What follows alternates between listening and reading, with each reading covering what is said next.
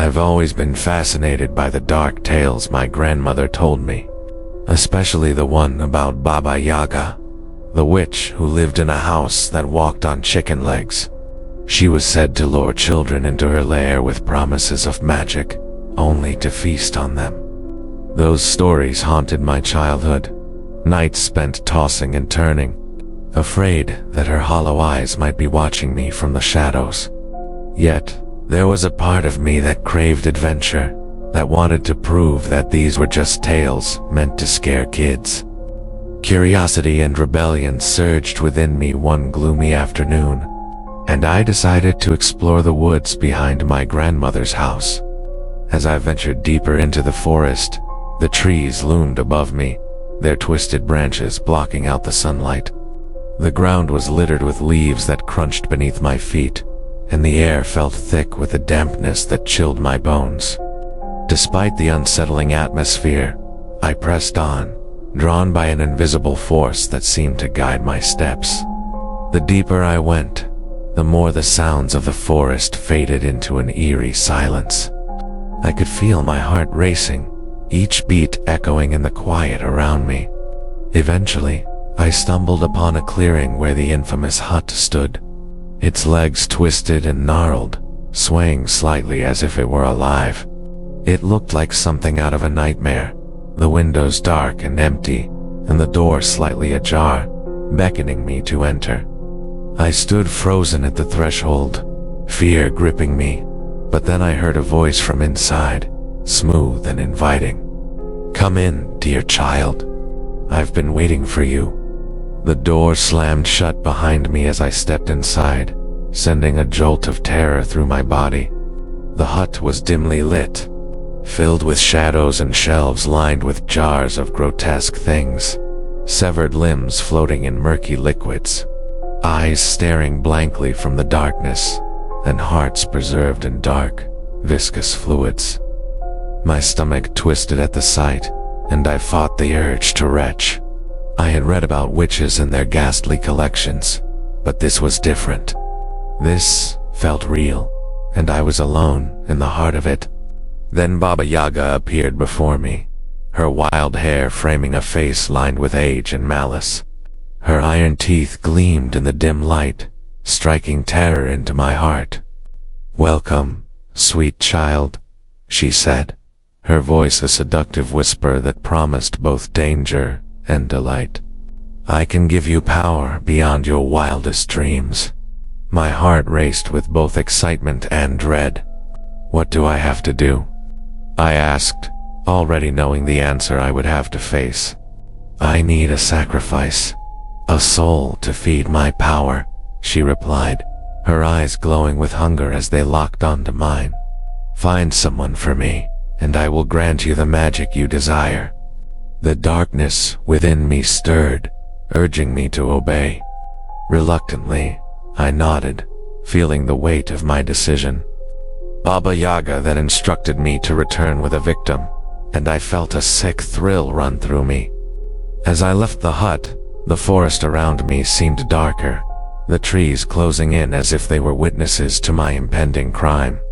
I struggled with my conscience but found myself wandering through the woods, searching for someone innocent. After what felt like hours, I eventually spotted a girl my age, lost and innocent, marveling at the beauty of the forest around her. Her laughter rang out like music, and I felt a pang of guilt, but the darkness urged me on. "Come this way," I called, masking my intentions with a feigned smile. She looked up, her curiosity piqued, and approached me. "You have to see the magic," I told her, my voice sweetened with deceit. When we arrived at the hut, Baba Yaga was waiting, her smile wide and terrifying. "Perfect," she exclaimed, grabbing the girl and pulling her inside. My heart raced as I realized what was about to happen. "No, let her go," I shouted, but my voice trembled, and it was too late. Baba Yaga dragged the girl to a dark altar, a place filled with bones and decay. "I need a sacrifice," she hissed, raising a dagger that glinted in the dim light. The girl's eyes widened in horror, and I felt my own heart breaking as I watched her struggle against the witch's grip. "Please, don't," she cried, her voice a desperate plea that echoed in the stillness. Baba Yaga, fueled by her insatiable hunger, plunged the dagger into the girl's chest. Blood sprayed everywhere, splattering across the walls, the air thick with the coppery scent of death. The girl's scream echoed in my ears, a sound of pure terror as she grasped at the wound, her life slipping away. I was paralyzed with fear, unable to move, horrified by what I was witnessing. In that moment, I felt utterly powerless. I had brought this innocent soul to her doom. "You could have had power," Baba Yaga snarled, her voice dripping with malice as she turned her fury toward me. "But now, you will join her." I felt an icy grip around my heart as darkness engulfed me, consuming my mind and soul. In a final act of desperation, I lunged at Baba Yaga, trying to save the girl, but when I touched her, an electric shock coursed through my body, throwing me against the wall. "You can't escape," she shrieked, her laughter echoing in my mind. I felt my will breaking, the darkness closing in around me. I tried to scream, but no sound came out. I was trapped in my own body, helpless to save anyone. As the girl's body lay limp on the altar, I realized I had become just another victim. Baba Yaga's power had entrapped me, and I could do nothing to stop it. I felt my humanity slipping away, and the last thing I saw was the girl's lifeless eyes staring at me, accusing me of my betrayal. Her face, once full of life, was now a haunting reminder of my choice.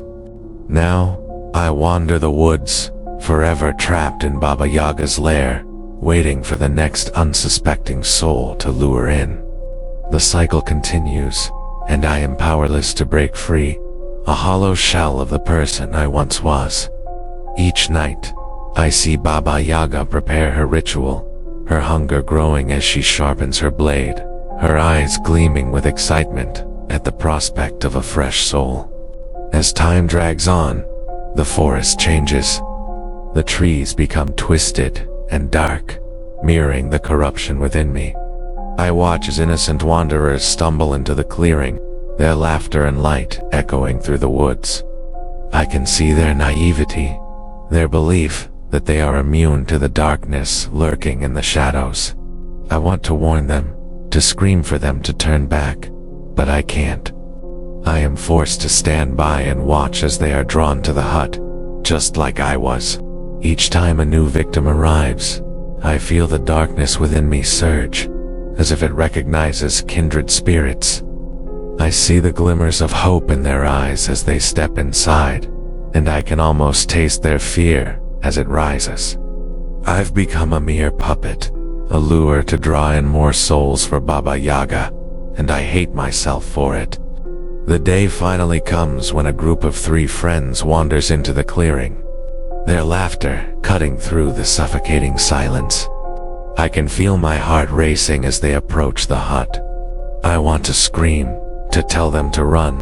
They enter the hut, drawn by the promise of magic and adventure, and I know what's coming. Baba Yaga greets them with her twisted grin, her voice a melodic promise of power and danger. As they begin to talk, I feel the darkness wrap around me like a suffocating shroud. I see the fear in their eyes as they realize they are not alone, and I can almost hear their hearts racing. But it's too late. I watch helplessly as she begins her ritual, her dagger gleaming in the dim light.